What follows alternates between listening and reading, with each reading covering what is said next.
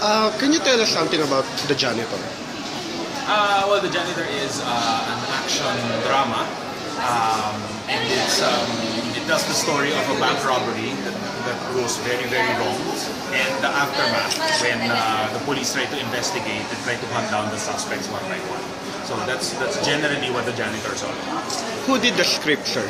I came up with the story, with the original story, and then Aloy Adlawan is the one who wrote the script. So Aloy Adlawan is the one responsible for all the lines and the structure and all of that. We work together on the characters, but he's the one who really deserves the best screenplay award. Okay. About the character, sir, paano siyang tinrabaho? I mean, saan nakuha yung mga inspiration tungkol doon sa character?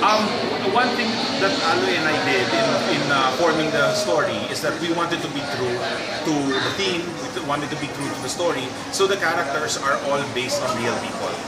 Real people from his life, from the life of the actors, from my life. So parang we really wanted to ground the characters. So we wanted them to be real people. So yeah, na-inspire sila from different walks of life. The robbery thing, sir, is it a true story? Yes, a lot of that is based on real facts, but from different events already throughout the years. So we borrowed elements from historical events. The casting, sir, you have an interesting cast eh. Paano yung naging pagpili sa kanila? Actually, sobrang serendipity lang talaga kasi we had, in the office we had this whiteboard and we put there the first day of pre-production. We put all the names there, yung mga dream cast namin. And then isa-isa silang umuo, isa-isa nilang tinanggap yung project, and we were really, really shocked. We just accidentally ended up with such an incredible cast. Are they all original cast? Or merong mga hindi pumayag or hindi available? No, there were I think a couple who we talked to na ended up not being available. Pero with the main cast, those would be the smaller roles. Main cast sila talaga. They were the first ones we approached. They said yes immediately, and then we shot the movie with them. When you offered the movie to them, especially Dennis and Direk, ano yung first reaction nila? With Dennis, I brought him out to dinner with my wife and her friends. I sat him down, told him the story, and then I asked him, and he committed right then and there. He hadn't seen a single page of script, hadn't seen any pegs or photos or anything like that. He just said yes immediately. And then with Goma naman, I called Goma, inunahan ko na siya, nag-email agad ako ng script. Hindi ko pa siya nakakausap.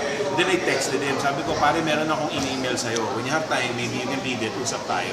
Ang reply na niya sa akin, after about a couple of days, hindi ko alam, binasa na pala niya. After a couple of days, he replied back, kailan tayo mag-umpisa? Nila. And with Derek, he committed without reading anything. At all. We hadn't seen each other again, and he committed already because when I told him what the character was like, that's the kind of character and that's the kind of project I want to be involved in. So nag-commit siya.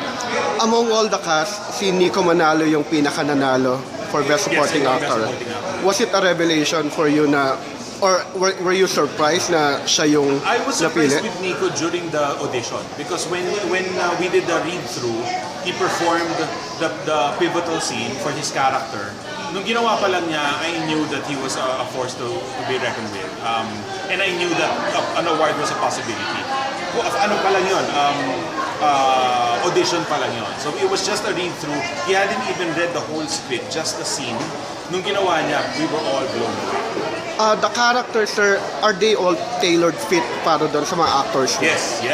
We kasi ang ginawa namin sa casting is we casted depending on role, not depending on popularity or box office appeal or anything like that. We casted depending on role, kung sino yung bagay talaga sa role. And then when certain actors committed already, mas inakma pa namin sa kanila. We tinkered with a script so that mas bagay pa dun sa mga actors. Sir, ano yung difference ng The Janitor sa lahat ng alam mo na Tagalog action movie? I think the edge of a movie like The Janitor is the layers. There's a lot of things going on. There's action in it, but there's also somewhere in there's a love story.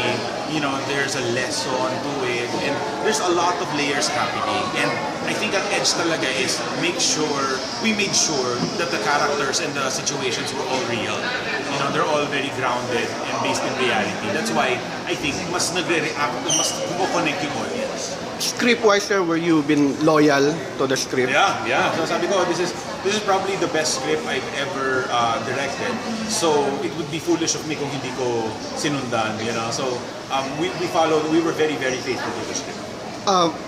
Definitely, you've received a lot of praises na. How about mga negative remarks?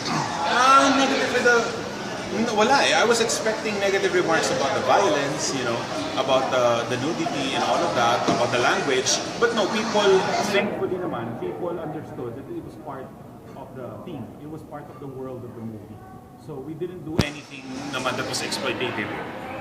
Talagang lahat ng elemento ng pelikula were there to tell a specific story. Were you surprised na maganda yung naging reception instead na maging controversial siya? No, I was very thankful na maganda yung reception. What surprised me was that there's a lot of younger audiences who really love it. You know, I thought that they would not be interested in Pinoy action, but they loved it. They loved the movie, and they kept asking for more. They want to see more movies like The Janitor. Sir, can you give us at least 5 trivia about the movie? Something na the viewer or the reader will learn. 5 trivia about the movie. Okay, si Dennis, one trivia, Dennis took 4 months to train very religiously, going to the gym, very strict diet, for 4 months just to get the body that he has in the movie. So he worked really, really hard for it. Even before we did any rehearsals or not a single frame of film was shot, and he had already been preparing for it for 4 months. That's one. The fight scenes were all done professionally. Meron kaming fight director, si Erwin Tagle, and he had the actors train for about, I think, 3 weeks for one scene. So, kasi very, very meticulous kami about safety. We didn't want anyone to get hurt. It's 2. 3 would be, we just, a lot of people think that we had a lot of money and time. We had 12 days to finish the whole movie. Our budget is very similar to the other budgets during Cinemalaya. I think the trick was to really convince the staff and the cast to take pay cuts. And some of them, knowing that it's an indie film, you don't even have to ask them anymore. Talagang some of them refused to be paid, or some of them gave straight to charity. Okay. You know. And then lastly, what's a good? What's with The Janitor, sir? With the title? Oh, well, the trivia about The Janitor is we wanted to try a more, isang title na mas malalim ng konti, na mas may layers. So kasi sa amin, the janitor is like a code word or term for tagalinis ng mga salot na lipunan. So it's a little deeper and darker than what it initially seems like. Sa mga nakapanood ng movie, definitely they'll be asking for a sequel. Are you open with that? I would definitely, yeah. I like the world. Gusto ko yung mundo ng The Janitor. So I would definitely revisit it. If the right story comes along to Aloy and I, we would definitely go back. Do you think the original cast will be joining again? I hope so. The ones who survived the first movie. But I think we had a really good time doing it. I think we really were a family when we were doing this movie. Kaya I would jump at the opportunity to work with any of them again. So what's next there with The Janitor? Are we going to see it abroad? Yes, we're going to do the commercial release first in the Philippines, and then after that we are going to some festivals, and then hopefully we're still ironing out the details of what would be the international release. Will there be a DVD release? There will definitely be one, but I think it would need to be after the international release. Okay, are we going to expect more scenes, more behind the scenes, and more extended fight scenes? Or yeah, we in the DVD and Blu-ray release, we plan to do the uncut version of the film, and we would definitely, because we have a lot of materials din naman for mga behind the scenes. We had a really good promo team, we had a good BTS behind the scenes team. We want to put all of that content into the Blu-ray and DVD. was it part of the plan na masama siya for a mainstream release? No, no. We made the film specifically to get into Cinemalaya, and we just wanted to make a good film. When the audience started reacting to it very positively, and more people were asking to get to see the movie, that's the only time na inisip talaga namin we might be able to do a commercial run with the movie. Direk, congratulations for winning Best Director. Thank you. Ano pong pakiramdam?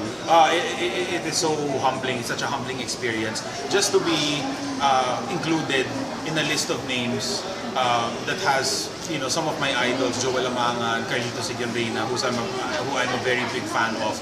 Yun pa lang is already a prize enough for them. Do you think it will add pressure na sa next film mo dapat you'll be do more or be better? I think every film naman we pressure ourselves. We really just want to better ourselves for every project. We always want to grow. So we always want to make something that's better than the last thing we made. So yun pala naman, award or not, we would always try to do our best. Are you working on a new project? I'm working on a new project. I'm working on a film right now.